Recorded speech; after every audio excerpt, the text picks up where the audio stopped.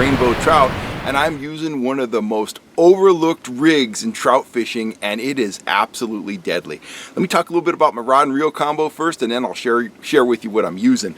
I'm running with a 7-foot 3-inch Cousins Tackle spinning rod. It's actually a bass rod. It's a little stouter than what you would consider a trout fishing rod, and that's important because I'm throwing something pretty heavy on the end of it. I've got that teamed with an Abu Garcia spinning reel. It's loaded with 8-pound test trilene big game line in the moss green color. I love that moss green line. So let's look at the end of this rig. Let me set the rod down here. What I'm throwing is a casting bubble teamed with a fly. And here's my fly. So here's how this rig works. Let's take a look at one of these bubbles before I show you the one I'm actually throwing. So the bubbles look like this. It's just a clear egg-shaped plastic bubble, and it has a plastic spike in the center of it that you can move it in and out, but you can't actually remove it from the bobber. And that spike, let me hold it up to the lens here. That spike, if you can see that, is hollow. So what it allows me to do is I can thread my fishing line through the spike. Once it's all rigged up, I put this underneath the water. I pull the pin out. I allow it to fill completely up with water, and then I slide the pin back into position, push it in there snugly. That traps the water inside. Now, some guys that I know that throw this rig, they like to leave a little air in it. Keeps the bubble up on the surface. I do that sometimes, but what I really try to do is get every bit of air out of there, which is kind of tough to do sometimes.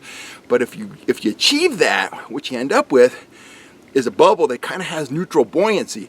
You can wake it along the surface, and that's a great presentation, but you can also let it sink down a bit and work it under the water.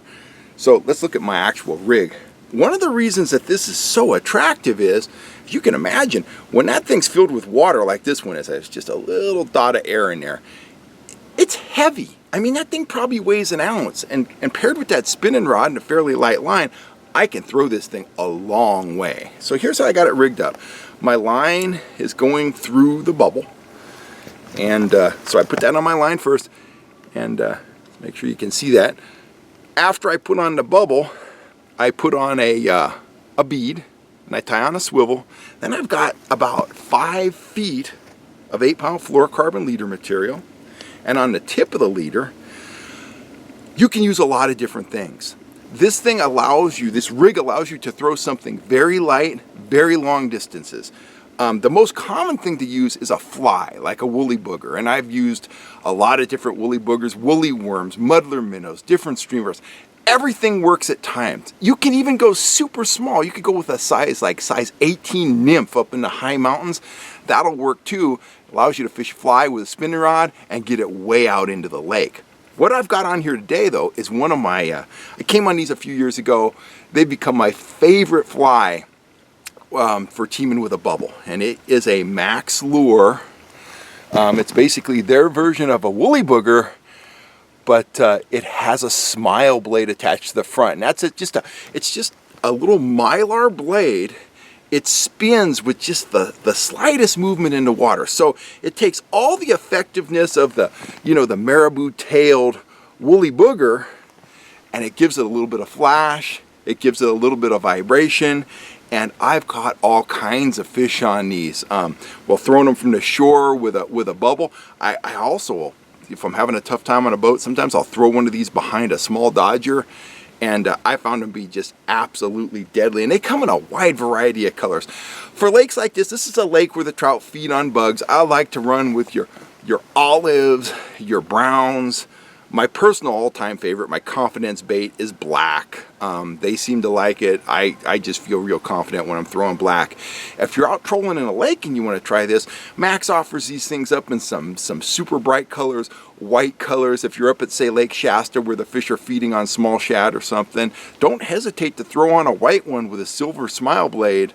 The trout really respond well to that. So do spotted bass. I've caught panfish on these things. So it's just a real buggy, real subtle presentation. And when you team it with that casting bubble, you can cover a ton of water from the bank. And it's just a super fun way to fish. A couple points about the retrieve. You can cast it out and you can just slow roll it back in. That's effective.